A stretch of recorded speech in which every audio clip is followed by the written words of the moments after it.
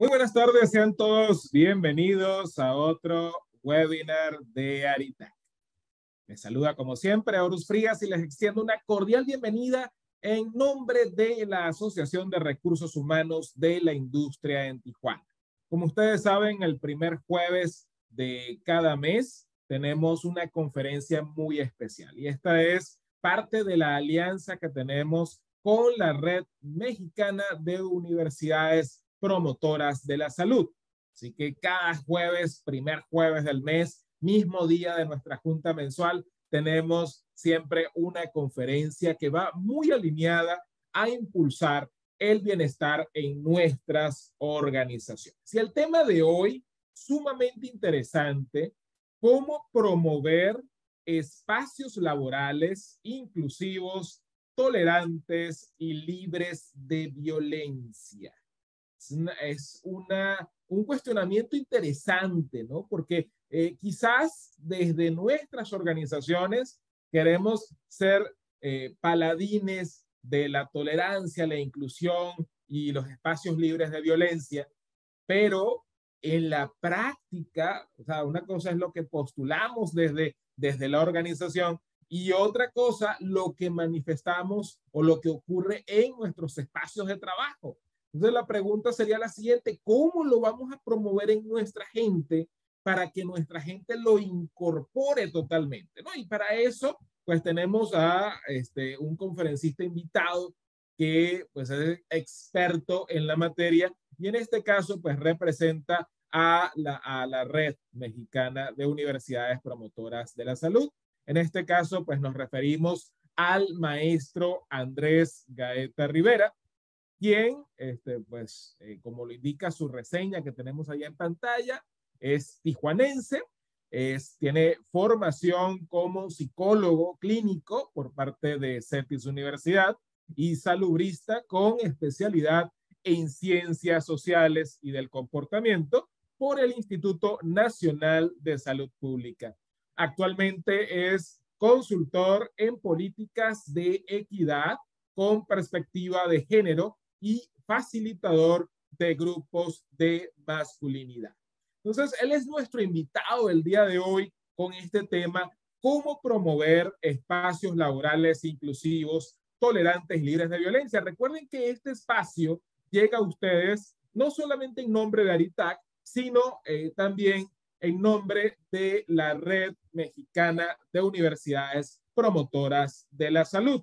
Y unos recordatorios antes de comenzar la conferencia del maestro Andrés es precisamente que en nuestros dispositivos, en nuestras pantallas, tenemos allí el botón de hacer preguntas y respuestas. Sí, ese botón de preguntas y respuestas nos va a permitir poder interactuar con el conferencista. Ustedes colocan su pregunta allí, él va a tener la pregunta, se le va a reflejar en su pantalla y él va a decidir si le contesta inmediatamente o le contesta al final, pero vamos a trabajar la interacción a través de ese bloque de preguntas y respuestas. Si deseas hacernos algún comentario que no sea una pregunta, pero que deseas que sepamos, pues la puedes usar a través del chat, que en este caso, pues el chat también se nos refleja directamente acá. Recuerda que tenemos a tu disposición nuestros números de oficina, que es el 682-3538, donde te podemos brindar cualquier tipo de soporte mientras dura la sesión.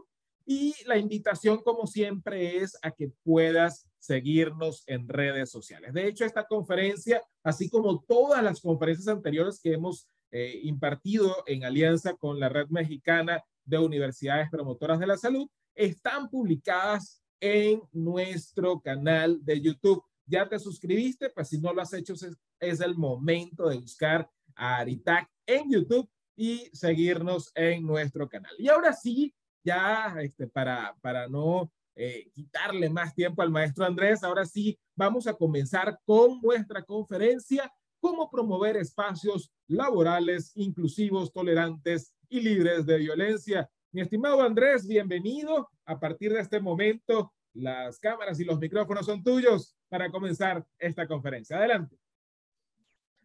Buenísimo, pues qué gusto estar por acá. Gracias por la introducción. Saludos a quienes están ahí integrándose. Ya por ahí vi algunos nombres que me resuenan. Qué gusto vernos por acá en la virtualidad.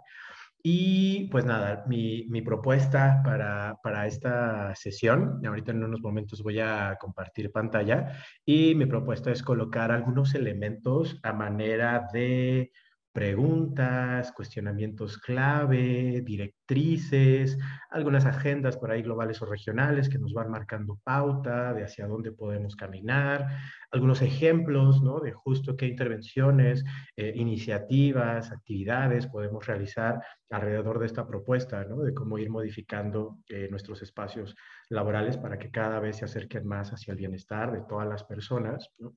Y me gustaría justo priorizar y dar más espacio para este momento de preguntas y de respuestas, de participaciones, de comentarios.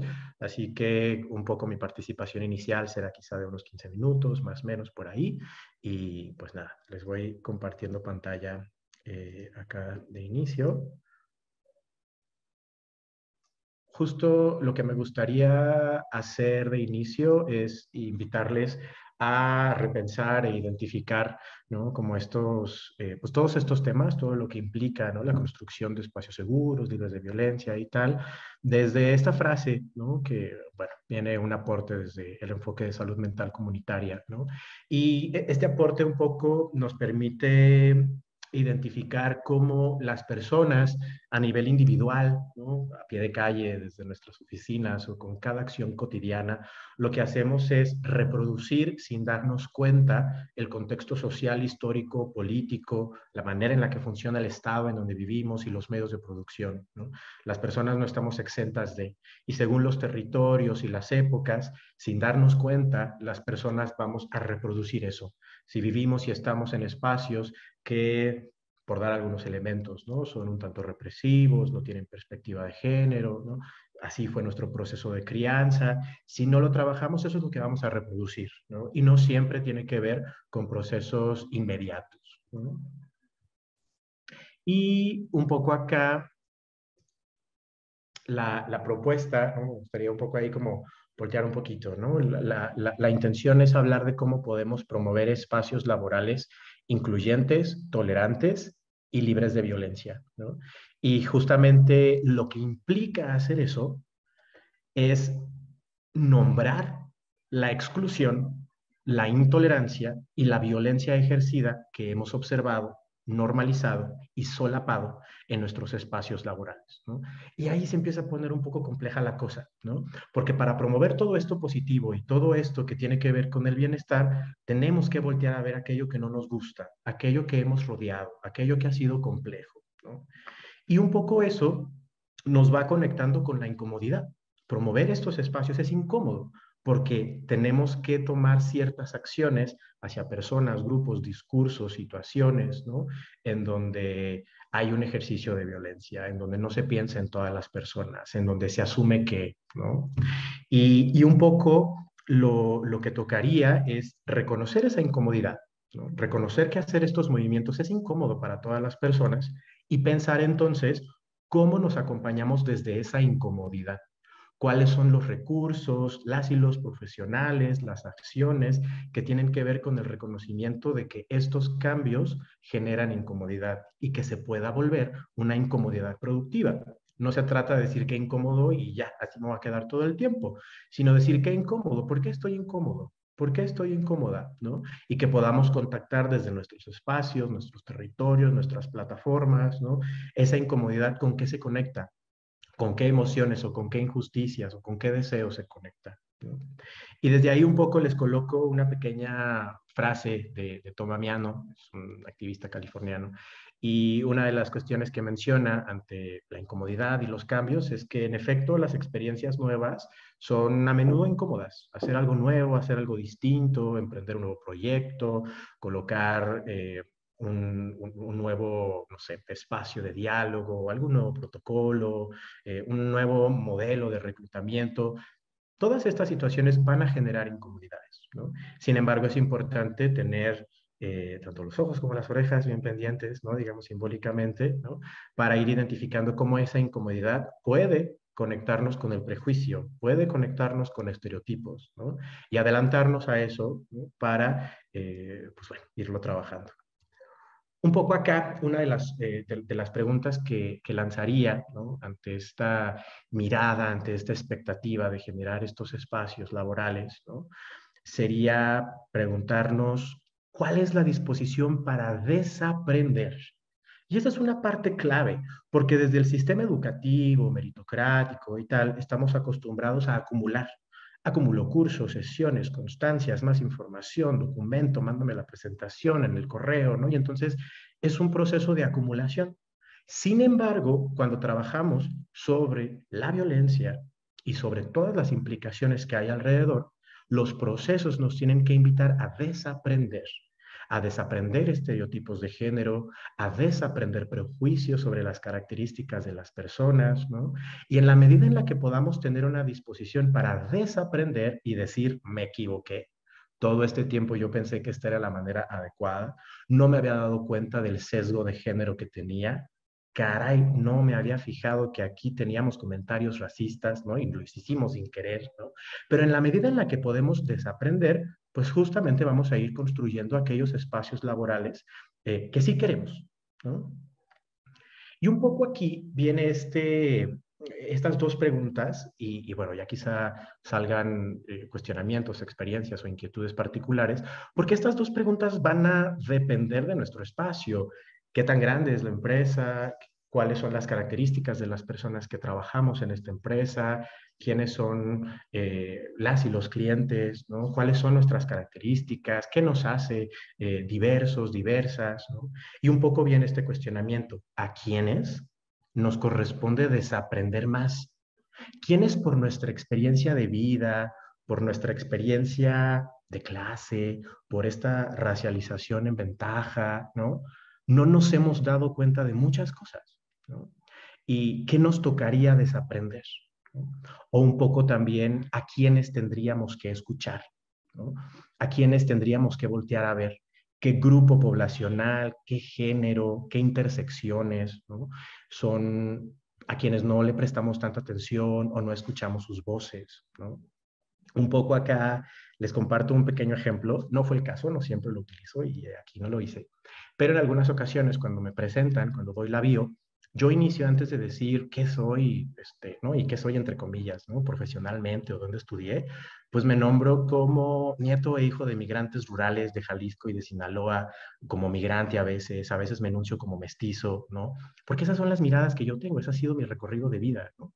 Y muchas veces cuando me presento así, insisto, no fue el caso aquí, pero cuando me presento así, eso no lo leen, porque les parece muy incómodo leerlo, porque creen que no es importante, ¿no? Y desde ahí justamente viene este tema de qué tenemos que escuchar y a quiénes nos corresponde escuchar más para desaprender, ¿no? Un poco con esto que les menciono, pues va apareciendo esto que seguramente cada vez más vamos identificando sobre la interseccionalidad, ¿no? Con cómo mucho de todo lo que tenemos que cambiar para construir estos espacios laborales idóneos, seguros, libres de violencia, en donde no exista la exclusión, nos invita entonces a pensar cuáles son todas las intersecciones que nos cruzan a cada una de las personas desde nuestros puestos de trabajo, ¿no?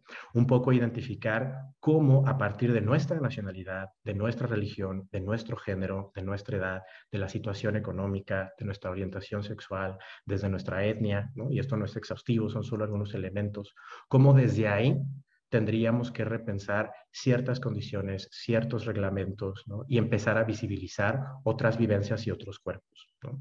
Un poco para aterrizar un poco todo esto de la interseccionalidad, algo más concreto que seguramente ustedes identifican, pues sería justamente la Agenda 2030, ¿no? Que bueno, fue atravesada por la pandemia, ya habría que repensar cómo se transforma esa Agenda 2030, ¿no? Hasta qué punto este horizonte que nos marca con sus indicadores, ¿no? Globales y tal, pues tendría que seguir replanteándose, ¿no? Pero la Agenda 2030 nos coloca como eje central para esto de la inclusión, de la no violencia, ¿no? El género, ¿no? Porque justamente, ¿no? Y eso es algo extendido en todo el territorio latinoamericano y en otros rincones y espacios del globo, ¿no? Pero las desigualdades se concentran en el género, ¿no? De manera binaria, ¿no? Todavía seguimos sorteando estos desequilibrios, ¿no? Y ojo, va a depender de cada espacio. Hay quienes ya tenemos más ventaja, ya lo hemos trabajado más, ya no nos sentimos tan incómodos o incómodas al hablar acerca de las desigualdades de género, pero de manera nacional, ¿no? De manera regional, sigue siendo el tema. ¿Cómo equilibramos estas desigualdades de género? Y un poco, un eje central, ya me gusta mucho pensar en esto, ¿no? Espero que les resuene un poco, justo para repensar estas desigualdades de género. La premisa es que podamos concentrarnos e identificarnos, bueno, sí, identificar cómo nos relacionamos con las labores de cuidado, ¿no? Justo, bueno, para dar contexto un poco a esta frase, les comparto un poquito. Ahorita estoy en Guanajuato, estoy trabajando para el Instituto de Juventudes, dando sesiones informativas en espacios educativos para secundarias, preparatorias y universidades sobre masculinidades positivas, ¿no? Es el título que se decidió. Y pues nada, hay todo un equipo que hay detrás para coordinarnos y tal, ¿no? Pero, digamos, así de manera general, ha sido todo un reto, ha sido bien complejo, ¿no? Por temas de horarios, de agenda, de carretera y tal. Pero uno de los cambios que tuvimos, y ojo, esta es mi visión, ¿no? Esa es como la interpretación que tengo, justamente ante todas estas dificultades, la mayoría de los hombres con los que hemos trabajado tienen muchas complicaciones para prever y para cuidar, para identificar hoy el tiempo, hay que dormir, la comida, hay que acordar, hay que preguntar, ¿no? Un poco todas estas labores de cuidado y de atención, ¿no? Y al final fue un poco orgánico, tuvimos que hacer una modificación y el equipo para trabajar masculinidades quedó conformado con mujeres, ¿no? Y las mujeres, al menos en este equipo, pero esto no es algo aislado aquí, tienen una mayor facilidad para tener una visión de cuidado, ¿no? Y para resolver desde el cuidado todas estas situaciones, ¿no? Y desde ahí resulta entonces estratégico que nos propongamos, ¿no? Identificar, visibilizar y contrarrestar cuáles han sido y siguen siendo las nocivas consecuencias que la feminización del cuidado tiene para los varones y para el resto de identidades de género. ¿Qué pasa con aquellos varones que tienen dificultades para tener estas visiones? Y ahora, ¿qué tiene que ver esto para la construcción de espacios seguros, ¿no? Bueno, nos invita a repensar quiénes toman las decisiones que cuidan o no cuidan a otras personas, ¿no? Y un poco con estas preguntas que les lanzaba de qué tendríamos que desaprender, a quiénes tendríamos que escuchar, ¿no? Viene lo que aparece en rojo, ¿no? Cómo promovemos la implicación y la responsabilización de los varones en estas tareas de cuidado dentro de los espacios laborales que justamente van a permitir tener una mayor visión sobre el bienestar y cómo se promueve el bienestar. Y aquí un poco para darles elementos de esta reflexión hacia dónde va o cómo la podemos acomodar, ¿no? Justo les coloco un par de referentes, ¿no? Desde la CEPAL ustedes pueden googlear si es que no lo tienen en referente, ¿no? Labores de cuidado, CEPAL, se pueden meter al repositorio que tienen y van a encontrar muchísimos documentos, ¿no? De diferentes regiones, todo está enfocado en Latinoamérica, pero en diferentes países o grupos de países, ¿no? Con cómo el tema de la economía del cuidado, ¿no? Y la precarización del cuidado justamente va incrementando estas desigualdades, ¿no? Y con cómo también tiene ciertas notas y documentos informativos de cómo durante la pandemia aquella brechita que estábamos cerrando, ¿no? De mayor equidad y de mayor pues, igualdad, se volvió a hacer más grande, ¿no? Porque durante la pandemia, por todas las dinámicas que hemos estado experimentando, la excesiva de carga, ¿no? O la excesiva carga de cuidados se concentró hacia las mujeres, ¿no? Y un poco aquí vuelvo a colocar nada más de manera pues más gráfica, ¿no? Cuáles son todas estas implicaciones, ¿no? De cómo esta carga de cuidados se va a poblaciones que estamos o por algún momento hemos estado en situaciones de desventaja, ¿no? Y cómo tendríamos que modificar desde ahí. Una de las intenciones, ¿no? Para seguir caminando y dándoles estas recomendaciones sobre el tema de las labores de cuidado y la economía del cuidado, es justamente esta agenda regional, ¿no? Que se generó desde la CEPAL el año pasado, que buscaba justamente cuáles tendrían que ser las modificaciones, ¿no?, a hacer para buscar la equidad, para alcanzar la equidad en el marco de la Agenda 2030, ¿no?, que es como esta ancla, ¿no?, para irnos moviendo y construir indicadores, ¿no? Y un poco un elemento central, ¿no?, es este pequeño engranaje, ¿no? Como les mencionaba, pues al centro sigue estando la autonomía o la búsqueda de la autonomía de las mujeres y la igualdad de género, ¿no? Y justo ustedes pueden ver en este engranaje cómo para lograr eso, para seguir caminando hacia eso, pues tendríamos que buscar toda la autonomía, ¿no?, tanto económica, física, de toma de decisiones, y cómo van anclados ahí todos aquellos derechos, ¿no? Pues desde derechos sexuales y reproductivos hasta el tema ambiental, ¿no?, colectivo, ¿no? Y con cómo, pues ya tenemos muchas agendas que nos van marcando la pauta de hacia dónde tendríamos que caminar, ¿no?, desde todos los espacios, pues laborales, comunitarios, ¿no?, con la Agenda Regional de Género, la Plataforma de Beijing y esta Agenda 2030 que he estado mencionando, ¿no? Pero coloca 4 elementos, ¿no?, como pilares para trabajar, para abordar, ¿no? Y un poco aquí los resalto, ¿no? Coloca 4 elementos centrales que tendríamos que poner en práctica, que tendríamos que repensar, que tendríamos que activar a través de estrategias específicas según nuestros territorios, nuestras poblaciones, ¿no? Todo esto de la intersección que he estado mencionando. Y un elemento central tendría que ver con los patrones culturales patriarcales, ¿no? Y haciendo énfasis en que son patrones culturales, ¿no? No es algo que se decide conscientemente en un espacio de reflexión, ¿no? Es solamente, y el solamente entre comillas, porque es muy grande, pues es una reproducción del sistema, los medios de comunicación, del espacio educativo, ¿no? Y con cómo al final en una decisión en un espacio laboral, todo un siglo de historia patriarcal aparece, ¿no? Y que nos lleva justamente a identificar a partir de ahí estos patrones que llevan a la discriminación, a la violencia y al predominio de la cultura del privilegio, ¿no? Que justamente ahí aparece este tema incómodo, ¿no?, de cómo todas las personas vamos identificando cuáles son los privilegios que sostenemos, ¿no?, y qué tanto esos privilegios son sostenidos por otras personas, ¿no? Y un poco, bueno, aquí pueden ver, ¿no?, el tema de la desigualdad económica, la rígida división pues del trabajo, ¿no?, a partir del sexo y justo esta concentración del poder y la búsqueda de estas relaciones de jerarquía, ¿no?, como todavía seguimos reproduciendo estas relaciones de jerarquía, ¿no? Y un poco a partir de esto, de todo esto que les planteo, coloco algunos elementos, ¿no?, centrales que tendríamos que repensar y algunos ejemplos, ¿no?, que me ha tocado pues coproducir o acompañar o establecer, ¿no? Y un poco con eso yo cerraría para que ustedes pudieran lanzar más preguntas o comentarios, ¿no? Quizá más aterrizados a sus espacios, algún proyecto que están echando a andar, ¿no? Como duda de si esta estrategia de inclusión realmente está funcionando de manera pertinente para todas las personas o solo se convirtió en un indicador, ¿no?, y es una simulación que no nos hemos dado cuenta, ¿no?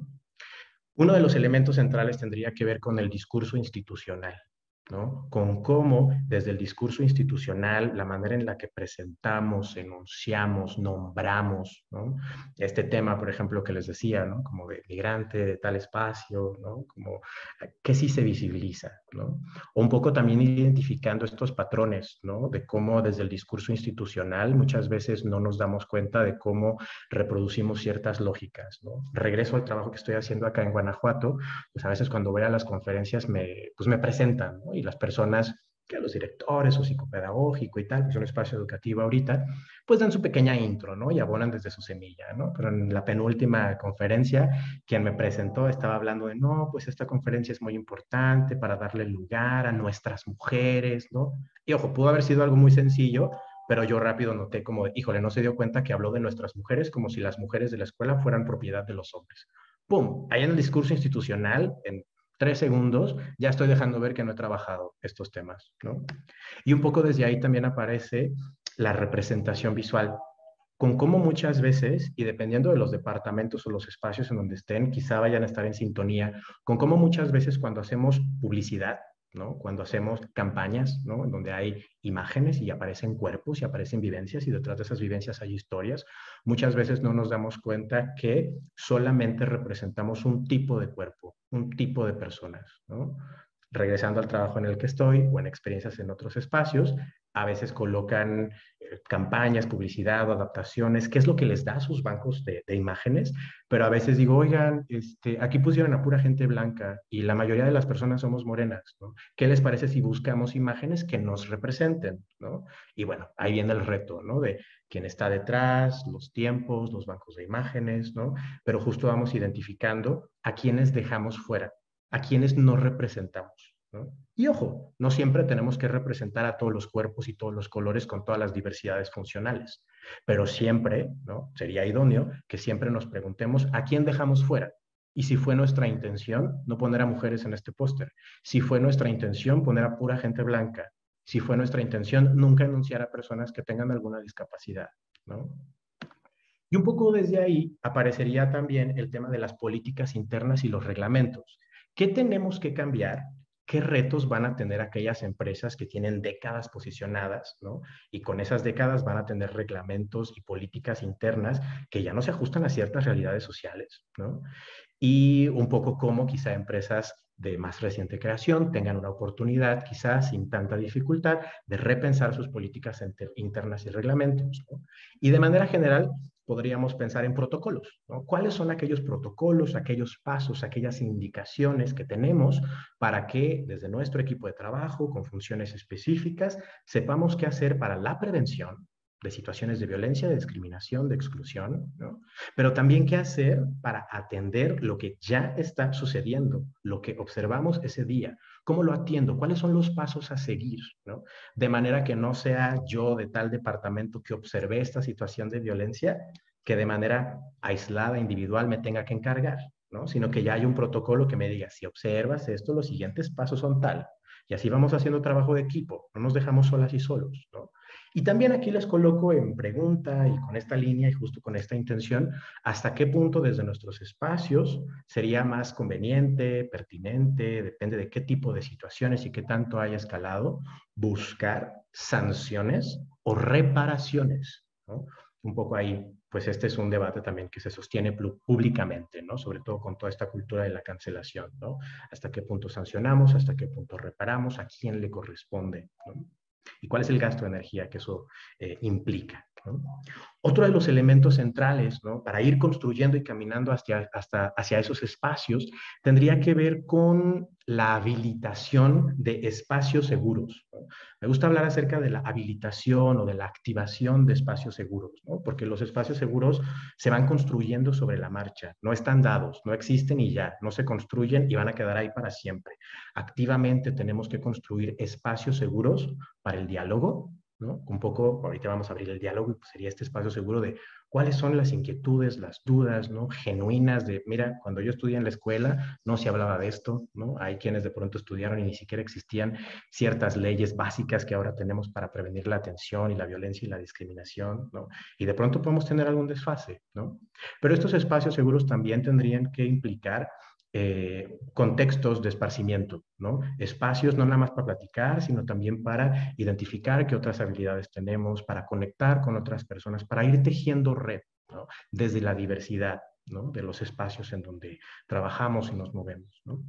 Y un poco vuelvo al tema del desaprendizaje, que podamos tener espacios seguros para desaprender, ¿no? Que los podríamos nombrar como talleres, ¿no? Como cursos, ¿no? De pronto ahí es algo que puede modificarse, ¿no? Y depende ahí de las regiones como le nombramos, pero con esto que les mencionaba al principio, que no sea un espacio para acumular constancias e información y decir ya sé más, sino que sea un espacio seguro para desaprender y decir, no sabía que tenía pensamientos machistas, no sabía que en mi familia había una historia de racismo que yo también estoy reproduciendo, no me había dado cuenta que en este espacio laboral nunca habíamos volteado a ver a esta población, ¿no?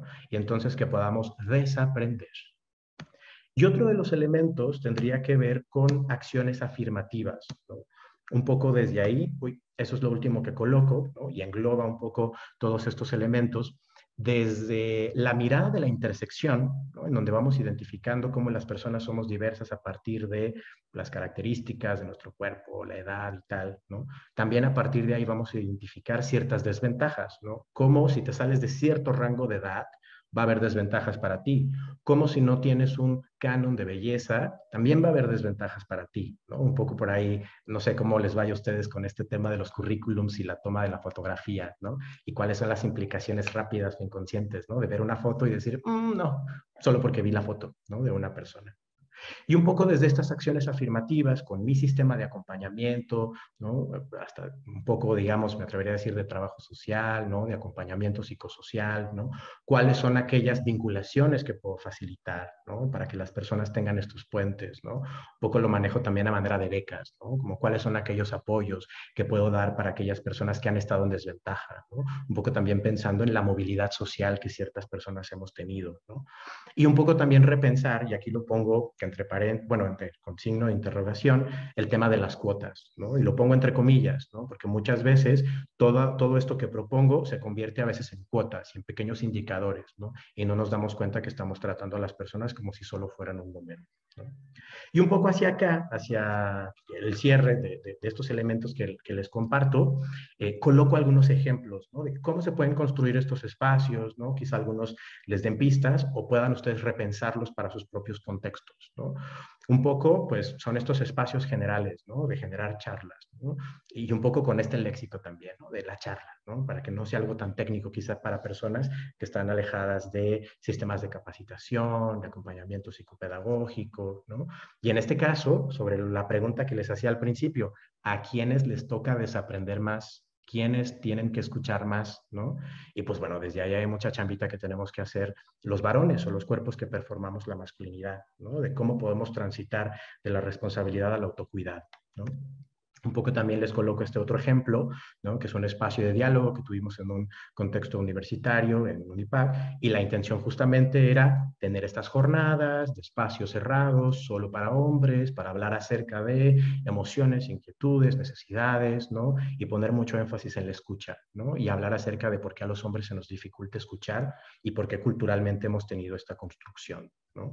Otro ejemplo también, un poco en esa misma dinámica, pero un poco más politizado y anclado a los hashtags, ¿no? Es qué hicieron en sus espacios laborales el 8M y el 9M. ¿A cuántos espacios les pareció una buena idea el 9M reunirse entre hombres, ¿no? Aprovechar esta invitación simbólica, ¿no? De qué hacemos los hombres cuando las mujeres no están, ¿no? Y desde ahí repensar cómo eso impacta no nada más en nuestras familias y en la calle, sino en la manera en la que trabajamos y nos organizamos, ¿no? Y un poco también a partir de ahí repensar cuáles son las implicaciones con esta mirada más fina sobre las orientaciones sexuales y las identidades de género y el impacto en la salud mental, ¿no? Qué tanto nuestros espacios permiten y visibilizan no solo a personas que no sean heterosexuales y no solo a personas que no hayan tenido el mismo género siempre, sino a personas que no se apegan a estos estereotipos, ¿no? Incluso, desconozco sus contextos, repensar también si todavía estoy cayendo en estos estereotipos de uniforme de falda y tacón para mujeres, ¿no? ¿Qué tal que no quiere usar falda? ¿Por qué tacones? Si no le gusta, ¿no? Por poner algún ejemplo, ¿no? Quizás simple, pero a veces se queda anclado en reglamentos todavía, ¿no? Y un poco también a partir de los espacios en donde yo esté, repensar qué tanto podemos tener mini espacios seguros, ¿no? Para poblaciones específicas, ¿no? Y aquí coloco un pequeño ejemplo, ¿no?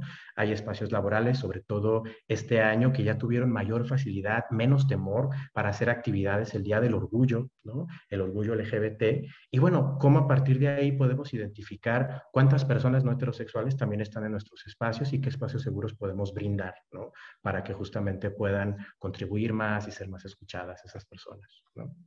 Y un poco por acá voy a lanzar algunos ejemplos que, ojo, estos están en un contexto de salud, pero me pareció pertinente porque creo que, aunque no estén en un contexto de salud o en un área de salud en sus empresas, también sería importante que ustedes repiensen cuáles son los discursos y facilidades que están brindando para personas trans, ¿no? Y un poco también pensar si son personas trans que están en un momento de transición durante su espacio laboral, a quiénes se enfrentan, cuáles son los reglamentos que tienen que navegar, ¿no? Y cómo podemos facilitar este discurso, ¿no? Para que justamente no sea algo aislado de la persona trans y la persona de recursos humanos, sino que sea una conciencia colectiva en nuestro espacio seguro, que ya no va a ser violento, que busca la tolerancia y que busca justamente la inclusión, ¿no? Pero desde ahí también sería importante repensar o identificar cuáles son las condiciones que tendríamos que modificar o ampliar desde la pertinencia cultural, ¿no? Y aquí el tema de la pertinencia cultural, pues va justo mezclado, ¿no? Con el tema de la nacionalidad, el tema de las regiones, el tema de prácticas culturales, ¿no? Pero aquí particularmente coloco un ejemplo específico que tiene que ver con población Guarijó, Rarámuri, Yodami, ¿no? En el estado de Chihuahua, ¿no?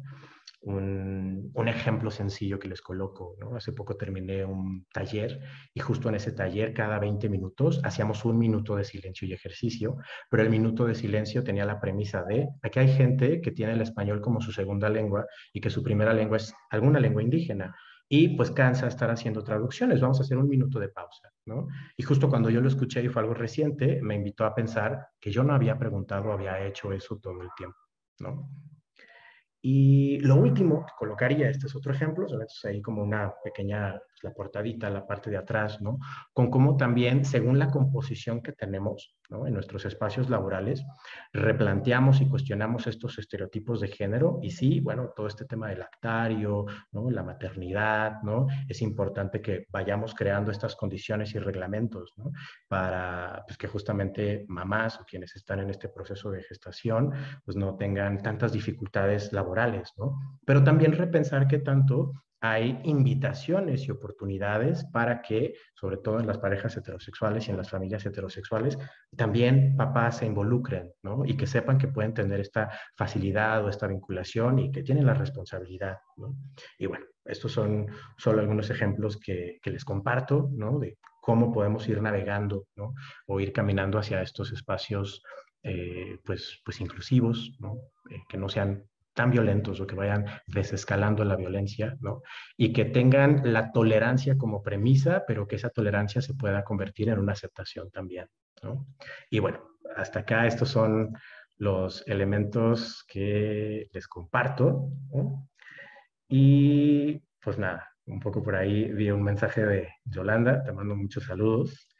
Y pues nada, según yo iba a durar más poquito, pero creo que me emocioné y duré más. Espero que les haya dado más ejemplos y oportunidad de repensar qué cambios ya están haciendo o qué cambios pueden hacer en sus entornos laborales, qué modificaciones o repensares tendrían que considerar. Y pues nada, aquí los próximos minutos estoy pendiente de sus participaciones. Excelente, mi estimado Andrés.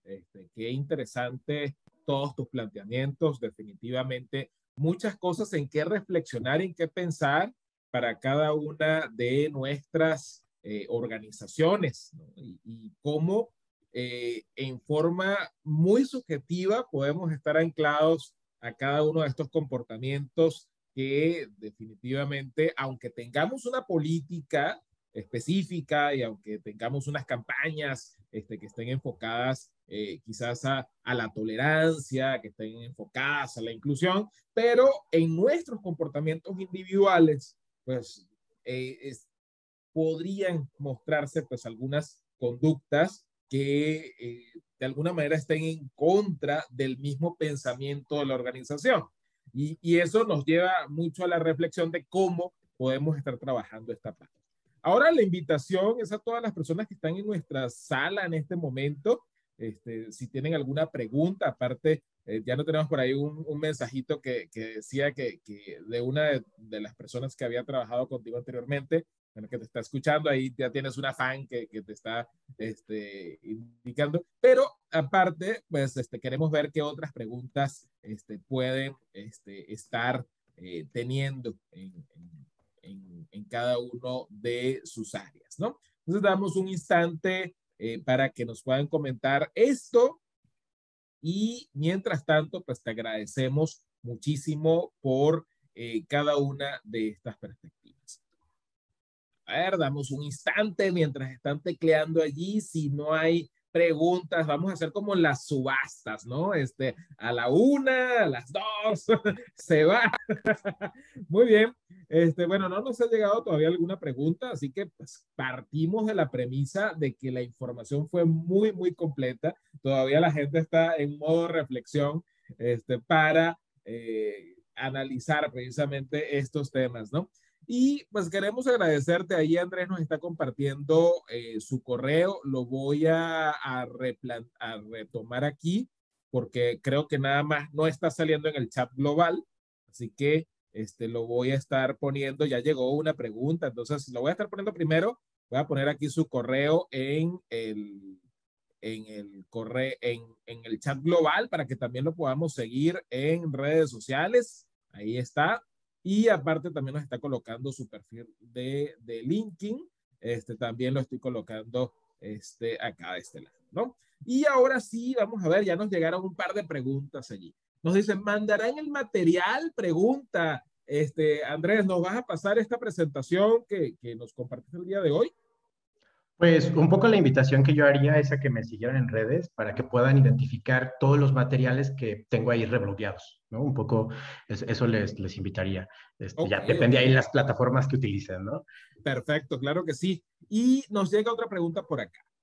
Más que una pregunta, es un comentario. Una forma de cualquier implementación de este tipo, para que sea un éxito, es que se involucre a la alta dirección con vehemencia total. Muy, muy interesante el comentario allí. Con vehemencia hay que involucrar a la alta dirección, porque si no involucramos a la alta dirección, definitivamente va a quedar en una muy buena iniciativa, una muy buena intención, pero ahí se va a quedar. ¿Qué opinas de eso, Andrés?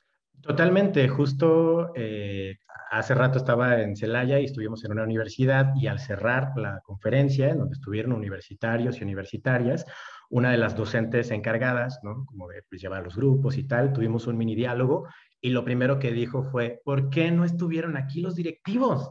Ellos necesitan escuchar eso, ¿no? Y tuvimos El este que mini tenía que diálogo. escuchar no estaba, ¿no? Exacto, ¿no? Y ahí aparece el tema de la incomodidad. ¿Por qué no lo quiero escuchar? Pues porque es incómodo, ¿no? Porque me va a incomodar, ¿no? Entonces, pero en definitiva, tenemos que ir buscando estas estrategias, ¿no? Para que en todos los niveles, sobre todo a nivel directivo, puedan ahí repensar y escucharse, claro. Claro, no, definitivamente. Ahora bien, esto que estás planteando, pues representa un cambio, y lo decíamos ahorita, el mindset completo hay que cambiar, ¿no? Y eso va mucho más allá de las políticas internas que puedan tener cada una de las empresas. Entonces, la pregunta que nos hacen por acá es, ¿qué estrategia sugieres para promover la inclusión adicional a las pláticas y concientización que de alguna manera pues ya tienen las empresas con relación a esto? Un poco ahí hay dos elementos que me parecen centrales para transitar, ¿no? De solamente pláticas o estas campañas de concientización, que claro que son muy útiles, ¿no? Pero un poco habría dos elementos, ¿no? Uno, construir espacios más concretos y más específicos para una escucha más directa, ¿no? Por departamento, por género, por, no sé, ¿no? Como ahí va a depender de las intersecciones de mi espacio, pero tener espacios en donde de verdad sea, hola, ¿qué tal? Esta es la premisa, escuchémonos. ¿Cómo estás? ¿Cómo te sientes? ¿Cuáles son las dificultades? ¿No? ¿Qué es lo que has logrado hacer? Y que justamente eso permita tejer red y que se genere un espacio seguro para que se pueda hablar y decir, ¿sabes qué? Es que ya llevo mucho tiempo viendo acoso y no sé qué hacer. Oye, es que yo aquí me siento muy incómodo porque nunca toman en cuenta las personas que tenemos discapacidad, ¿no? Por poner algunos ejemplos, ¿no? Y el otro tendría que ver con la construcción de protocolos, ¿no? Pero justamente que sean estos protocolos que tengan estos pasos a seguir, ¿no? De qué hago cuando ya está esta situación, a qué correo, quién responde, cuál es el tiempo de respuesta, cómo buscamos la no revictimización, ¿no? Que justamente esos protocolos tengan pasos y nombres para que no sea alguien de tal departamento de manera aislada, ¿no? Como tratando de resolver todo lo que pasa en la empresa sin una ayuda, ¿no? Eso sería central. Perfecto, claro que sí. Ahora nos comentan por acá, me agradó mucho el tema de la paternidad responsable. Y más aún, saber que podemos lograr mucho en nuestras organizaciones. Excelente información, nos comentan por acá.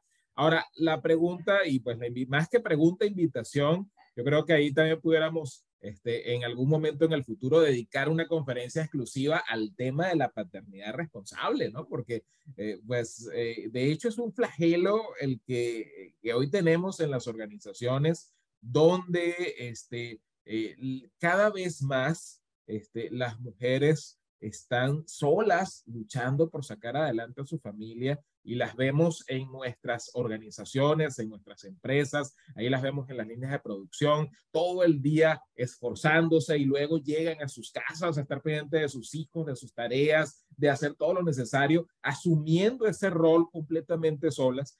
Y cuando preguntas por el padre, pues bien, gracias, ¿no? Entonces, yo creo que parte de eso es impulsar también una cultura en el sector masculino de nuestras organizaciones, hasta qué punto estamos asumiendo nuestra responsabilidad como padres, ¿no?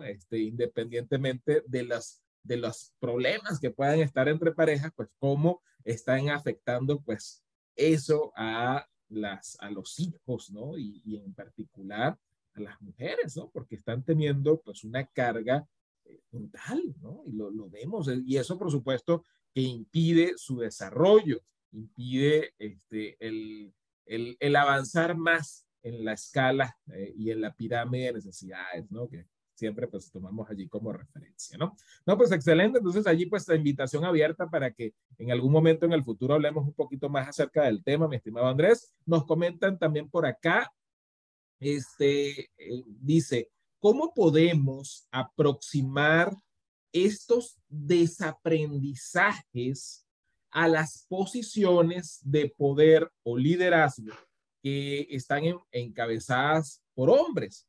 Y dice el complemento de la pregunta, en especial cuando no hay apertura o no lo han visualizado. ¿Sí? Es el complemento de esa misma pregunta, ¿no? Y eso ocurre muchísimo en nuestras organizaciones acá.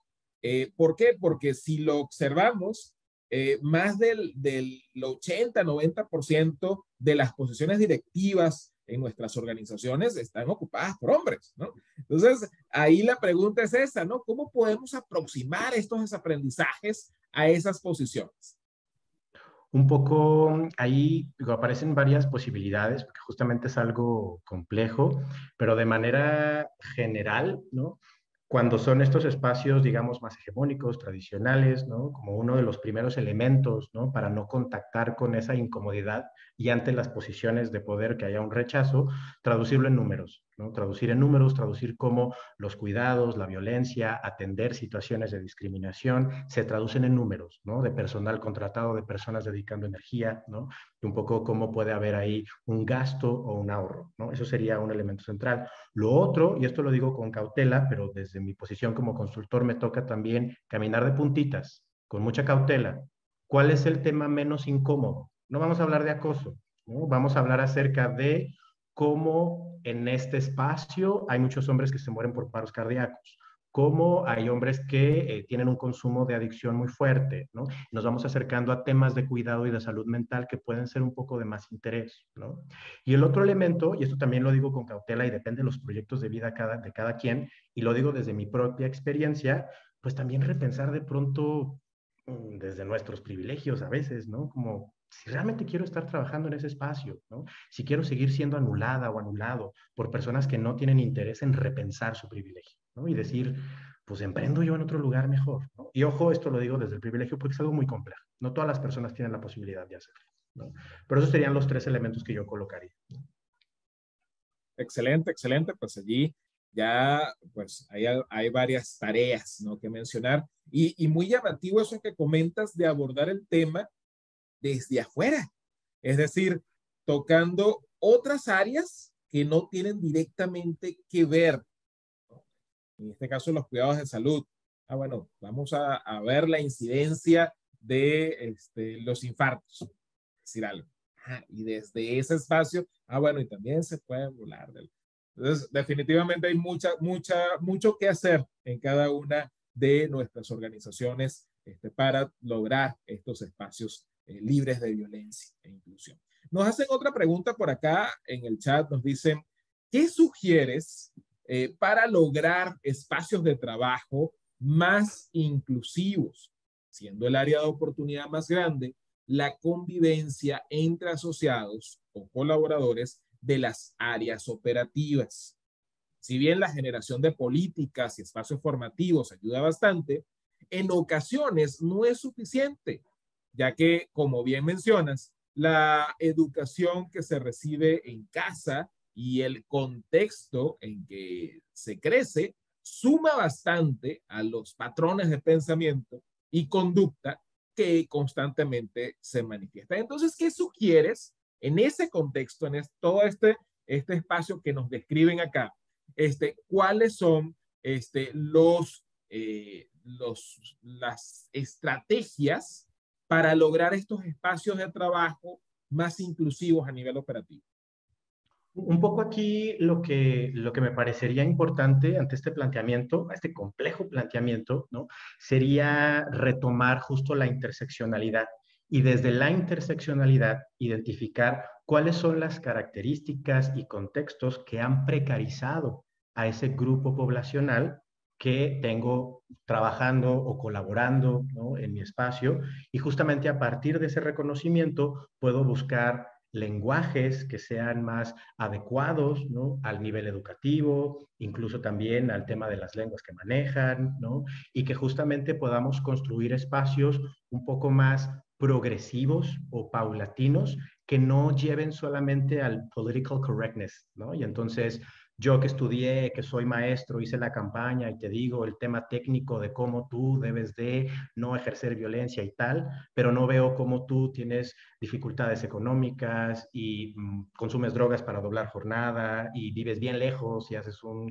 trayecto como súper largo y aparte vives discriminación en el contexto en donde vives, ¿no? Como entonces desde ahí tendríamos que ir a un paso mucho más lento, reconociendo cuál es el contexto de las personas, ¿no? Para justamente no caer en esta verticalidad de yo sí sé y tú no sabes, ¿no? Y un poco aquí anclaría muchas veces este tema, particularmente con hombres violentos o hombres gestores de violencia, sucede eso.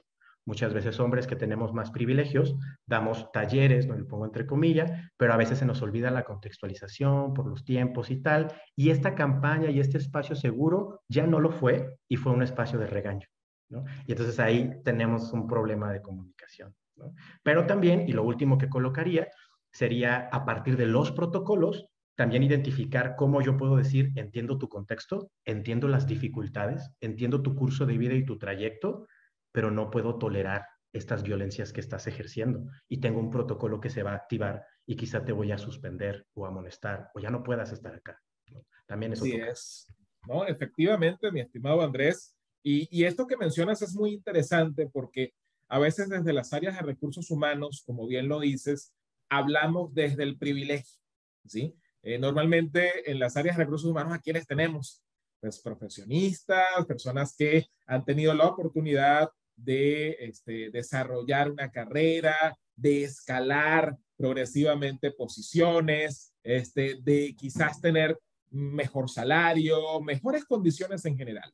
Y queremos desde nuestra trinchera de privilegios, pues querer hacer que nuestro operador, que nuestro personal operativo, pues se alinee a lo que desde nuestra trinchera parece lo más adecuado, pero no hemos vivido su realidad, ¿no?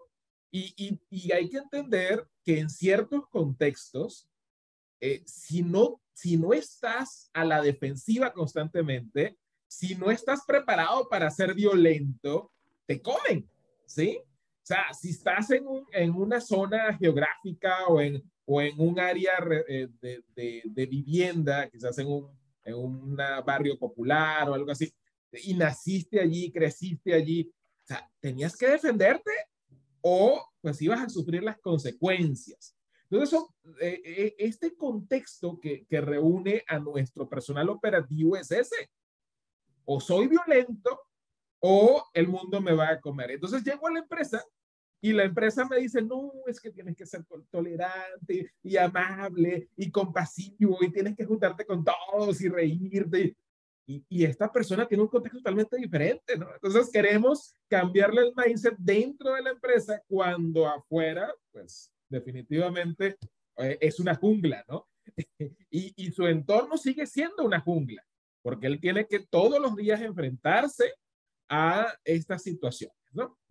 Entonces, excelente, excelente reflexión, cómo nosotros desde nuestras organizaciones y desde las áreas de recursos humanos en particular, no solamente tenemos que ver nuestras políticas, las pláticas internas, la sensibilización, así que bonito, sino que también tenemos que llevarlo a aterrizarlo al contexto de nuestros colaboradores. De hecho, me hace recordar una frase de Muhammad Yunus, que fue Premio Nobel de la Paz, que él decía que no podíamos ver los problemas de las comunidades desde la alta visión del águila, sino que tendríamos que ser como el gusano que está desde la tierra escarbando y viendo qué es lo que realmente ocurre en cada una de las comunidades de la gente que nos rodea, ¿no? Excelente, excelente reflexión. Yo creo que todos nos llevamos muchísima tarea a partir de estos comentarios y esta magnífica charla que nos has dado el día de hoy. Creo que ya no hay más preguntas, ya abarcamos allí lo que había en el panorama. Vamos ahorita a invitarte, mi estimado Andrés, a que te quedes un instante más mientras les hacemos el recordatorio a las personas que están en nuestra sala que, pues, para estar atentos a eventos como el que hemos tenido, pues deben seguir nuestra página web, en este caso aritac.org, especialmente en la sección de capacitación, donde van a ver toda nuestra oferta y también tenemos nuestro calendario, también nuestro canal de YouTube, donde se reproducen todas esta clase de contenidos. ¿Y cuáles son nuestros próximos eventos? ¿Cuáles son nuestros próximos eventos? En particular, la semana que viene tenemos un curso sumamente interesante, cumplimiento en materia de capacitación. ¿Cómo está tu empresa cumpliendo las disposiciones legales en materia de capacitación? ¿Estás listo para que te hagan una inspección? ¿Ya tienes tu comisión mixta de capacitación, adiestramiento y productividad funcionando al 100%? ¿Tienes tus planes de capacitación anual? ¿Tienes un manejo adecuado de las constancias de habilidades laborales de tus trabajadores, es decir, las DS3, y las estás subiendo adecuadamente al sistema de Secretaría del Trabajo y Previsión Social en el CIRSE, cumpliendo la legislación? Si no es así, pues tienes que venir a este curso en particular, cumplimiento en materia de capacitación. Allí están llegando nuestros correos de parte de Aritac, regístrate para que tengas toda esta información. Por otro lado, la siguiente semana, el 15 de noviembre, tenemos la certificación de instructores, muy alineado a esto de la capacitación. Bueno, si ya estoy cumpliendo en materia de capacitación, ¿qué tengo que hacer para que mis instructores pues estén al 100%, para que mis instructores puedan cumplir con cada una de las disposiciones y que estén debidamente certificados ante la Secretaría de Educación Pública y el Sistema Nacional de Competencias? Por otro lado, el día 23 de noviembre tenemos nuestro foro laboral, donde el panel de abogados de nuestro comité laboral nos van a estar hablando acerca de las últimas actualidades en materia de reformas, en materia laboral. Sí, por ahí se nos viene el tema de vacaciones, el tema del nuevo salario mínimo. ¿Ya te inscribiste en el foro laboral? De hecho, lo tuvimos sold out. Apenas publicamos el foro laboral, se vendió al 100%, pero tenemos la versión en línea. Te puedes conectar en línea a nuestro foro laboral, así que aún tienes oportunidad de inscribirte. Y por último, cerrando el mes de noviembre y cerrando nuestro año de capacitación,